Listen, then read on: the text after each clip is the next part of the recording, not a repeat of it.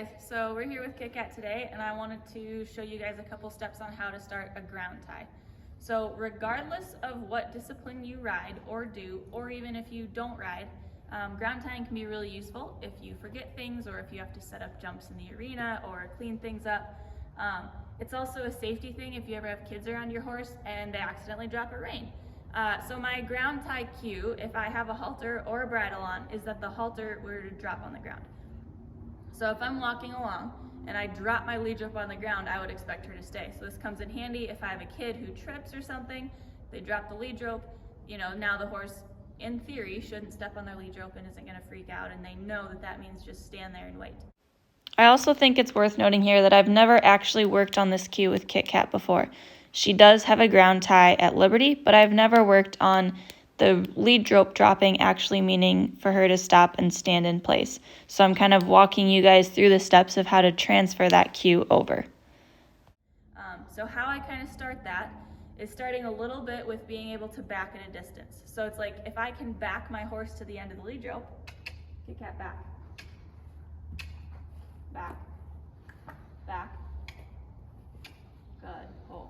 And so typically when I start it on a lead rope, I'll be really clear as, when I lean into them, I want them to back up.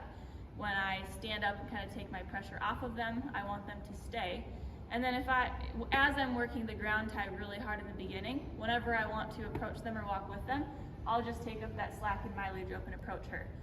If we are working on a ground tie and starting backing at a distance, and then we always ask them to come forward, they're gonna lose their ground tie pretty quick.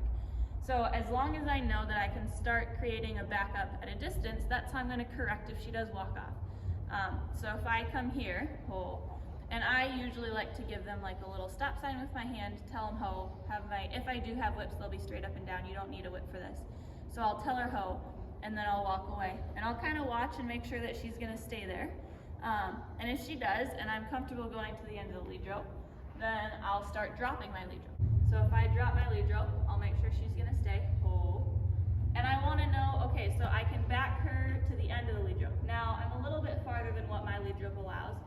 If she were to walk forward, I need to know that I can back her up. So I might check and see here, Kit Kat back. If she were to walk forward, back.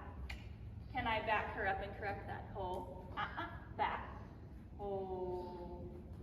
Good girl. So you saw her, I didn't pay enough attention to her when I quit asking for the backup. You could see her drift forward and I was able to put her right back in that ground tie. Hold. So I'll work here, and once I'm comfortable and I can walk away a good distance and come back, then I'll actually start working on a ground tie while moving forward. So I'll kind of come reconnect with her again, pick my lead rope up. So same thing, I'll give her the same cues, I'm just going to stay walking forward. The first time I ask, I might pause a little bit in my walk. So I'll get her walking here. And my cue is going to be the same. Kit Kat, hold. I'll give her my hand, and I might pause there with her. If I move forward and I asked her to stay, then I'm going to correct that. Good girl. And then continue the distance that I can build. And so she did actually step on her lead rope there. Back. And I might try that again until I don't have to decrease my speed at all. Walk on. Kit Kat, hold. So that time I didn't have to stop, and she was able to do it on her own without needing a little bit of a correction. So I'm going to maybe increase the speed at which we walk, or the duration. Girl. One more time.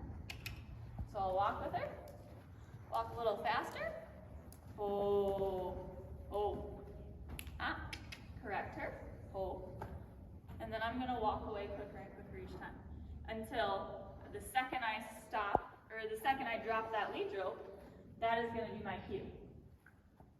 So right now I'm still using a bridge of saying the word ho, and then I'll start phasing that out.